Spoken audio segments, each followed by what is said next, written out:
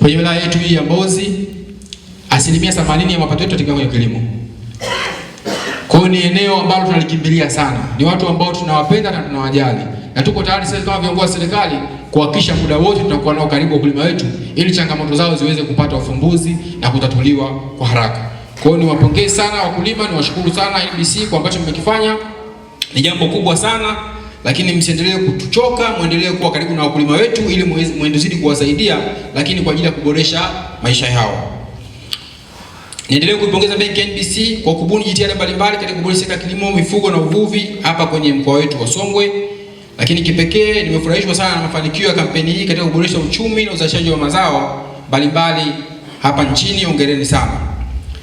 Ndugu mgeni rasmi, Benki ya Taifa ya Biashara NBC inatambua na kuthamini sana mchango mkubwa wa wakulima katika uchangiaji wa uchumi wa Tanzania, na tunawapongeza kazi nzuri ambazo mlikuwa mkifanya hasa hapa Songwe, na tunatambua kwamba kilimo ni uti mgongo katika ukuaji wa taifa letu.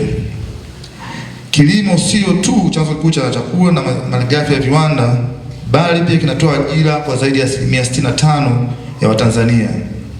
Sekta hii ya kilimo inaendelea kuwa kiini cha maendeleo yetu ya taifa.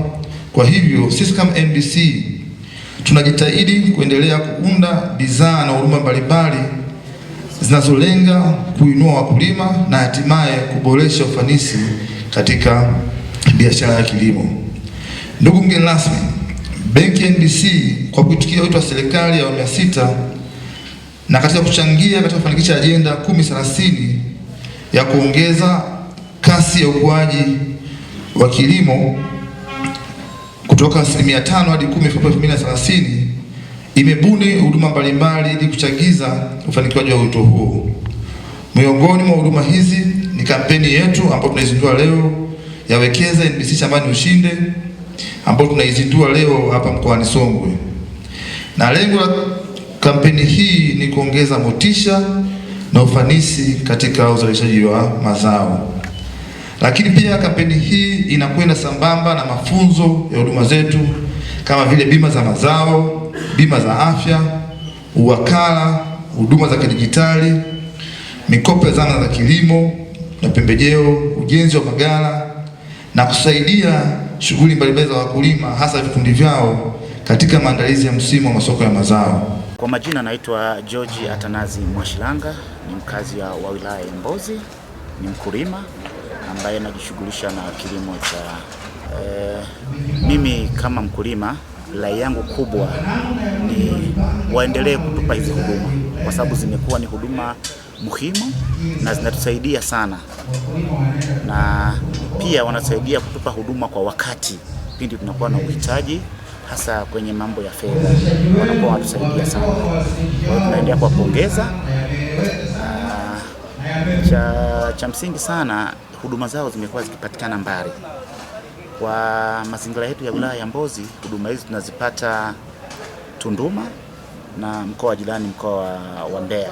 Kwa hiyo ningewasihi watu wa huduma wetu watusogezee hizi huduma, hasa kwa ukanda wetu ni jirani zaidi ni hapa Mloo. Wakisogezea hizi huduma Mloo, huduma zao zitakuwa bora, na sisi kama viongozi wa vyama vya ushirika tutawahamasisha zaidi wanachama wetu. Kuna sauti nyingi, lakini si zote zinasikika.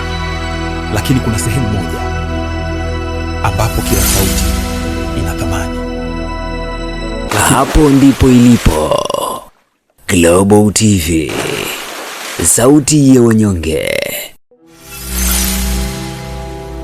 mtetezi wa wasio na pa kusemea. Global TV ni YouTube channel inayopendwa na watu wengi. Una biashara?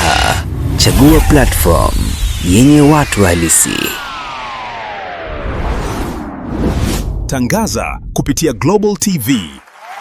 Next level.